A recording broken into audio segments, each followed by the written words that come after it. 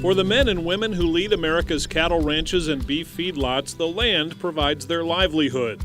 Every day they work with their natural resources to sustainably raise cattle and produce beef.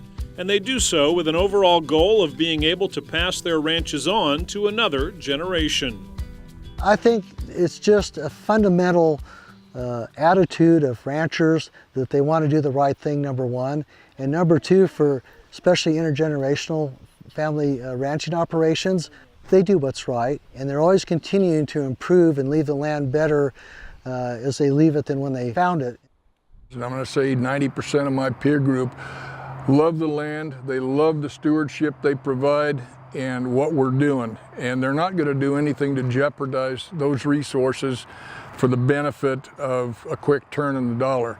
The idea of managing the resources for a continual or perpetual operation, giving us enough economic incentive to stay in business, but at the same time providing the resource protection and management that's a benefit to the whole country.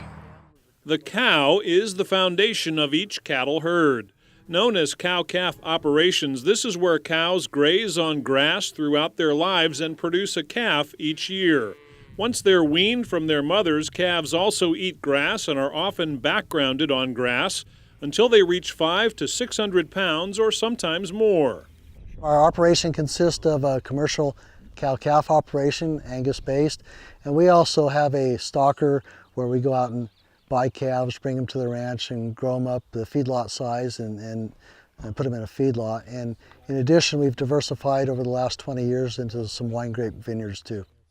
Mendes Calf Ranch is a calf ranch. We raise cattle from typically day one after birth to about 4 months of age on average. We do custom dairy heifers, and our main practice is Holstein feeder steers that ship out around the same age, 4 months. We're gonna usually contract them around 300 and 325 pounds. The U.S. cattle industry is diverse. Cattle are raised in nearly every state and often on land that is not suited for crop production. Cow-calf producers must comply with state and national requirements, including in some cases dredge and fill permits under Section 404 of the Clean Water Act. Many cattlemen adopt practices outside the scope of their regulatory requirements, including participation in NRCS conservation programs and the establishment of conservation easements. We've done some additional fencing that we didn't have before, where we actually fenced off some riparian areas, and we use that in the grazing system, or rotational grazing system, where after the ephemeral stream courses have quit flowing, then we go into those pastures last. The other thing we've done quite a bit of is water development, enhanced water development, to bring water to upland areas that perhaps were underused before, and where you had water, those areas perhaps tended to be a little overgrazed or overused by livestock grazing. So being able to develop some water and to use solar pumps and storage tanks to bring water to the uplands area, be able to control the water either through shutting off valves, or you can direct cattle to where you want them to be, and you can direct them to give you livestock distribution the way it best serves our purpose. We have had the opportunity to participate in 2 conservation easements. Primarily, we were facing catastrophic debt due to inheritance taxes over 2 generations. The conservation easements gave us the opportunity to basically use our development rights and extinguish that bundle of rights from the property as it were, but maintain fee title and maintain agricultural use of the property. Ranchers realize that working with the EPA is the best way to achieve long-term environmental health and strive to achieve a cooperative relationship. However, this sentiment must be reciprocated. I would say that we share common goals and objectives throughout. We would agree on 90% of everything we're talking about. What do you want? And what we want is clean water, clean air, strong soil, healthy soil. That's what we all are striving to achieve. We do share common goals and objectives. And we need to work together certainly more than we have been historically. I think it's very important for people from, say, the EPA to come out and see what we're actually doing, so they know what we're dealing with. They know how a facility like ours operates. If you don't come and see it from yourself, it's hard to describe it to somebody, and it's hard to know what those challenges are for us when a regulation that's being brought forth from somebody 3,000 miles away to someone out here in central California. It's quite shocking to them sometimes, I think, to see what we're actually dealing with out here. It's a good educational experience, I think, for everybody. We're probably more scrutinized than any other place in the United States. We've got regulatory agencies headquartered in the Bay Area. We want to do a pond refreshment or preparation or fix or something. We know we've got to go through the permitting process because all of our neighbors are close by and they're watching what we're doing all the time. So we try to do what's right by the land, but we are being scrutinized quite a bit.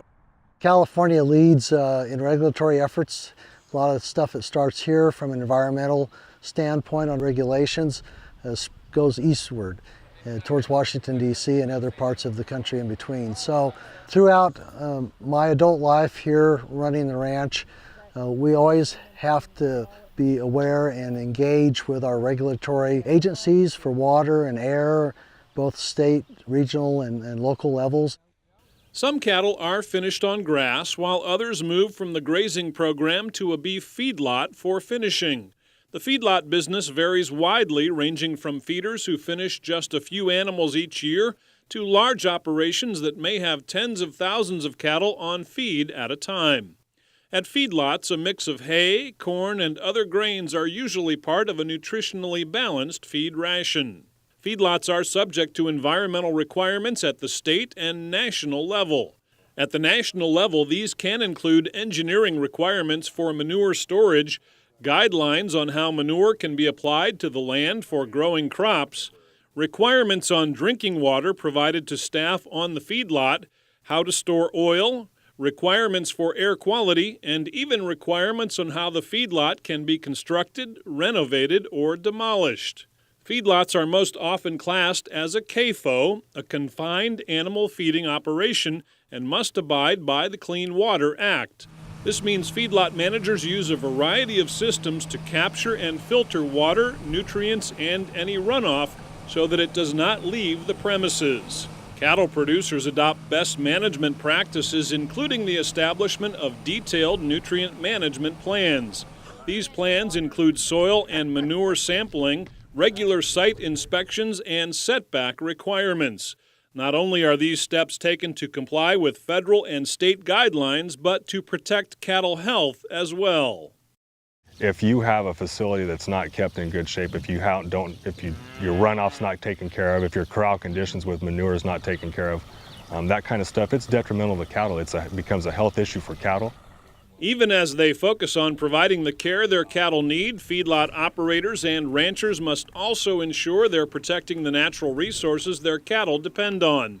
It's a focus that benefits not just America's beef producers, but also wildlife and all those who believe in the value of open space.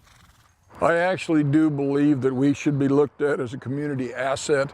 We are surrounded by non-agricultural lands. We've got a freeway on the west border, a municipal golf course on the north border, and what I refer to as ranchettes on the eastern border. And I think that most of those folks do appreciate the fact that they've got an open space next to them and a view shed next to them that they're not having to pay much for. But we are providing a real asset and a value to the urban folks here.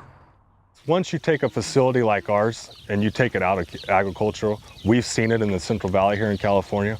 Once it comes out, it never goes back. Usually it's developed into, commercial real estate. You see that with urban sprawl. I mean, I've never seen something developed into something non-ag and then come back to ag. It just doesn't happen. Once you go through the process to zone something different, the chances of it coming back are almost nil.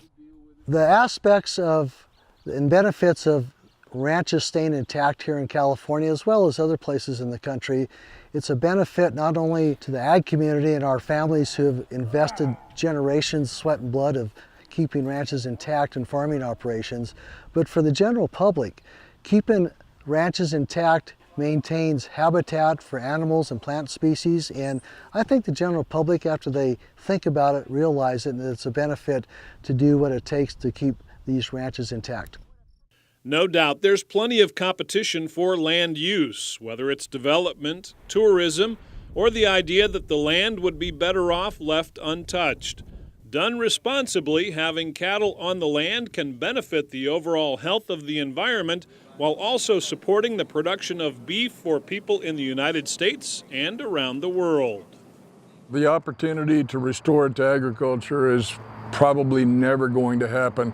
Once a piece of property is sold to speculators, developers, they're going to sit on it till it's reached its optimal value for development. And once it's gone, it's gone. As the old saying goes, they're not making anymore.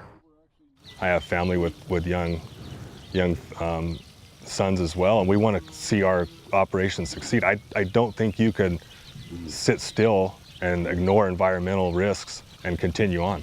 We want to be good stewards of the land. We want to do what's right. We live here. This is the air and water we breathe. Agencies at all levels can play a huge part in keeping us in business. Use the U.S. Environmental Protection Agency as an example. We've hosted career people from Washington, D.C. that come and visit our operation and other operations here in California. And it's a real eye-opener to see how our operations really work. Work with us. Let's use common sense. Let's use good scientific practices to come up with solutions for what they feel we need to fix. We can't have somebody sitting 3,000 miles away that has no idea about our operation. We're more than willing to share what we do. I have no problem sharing what we do. We just have to find some common ground.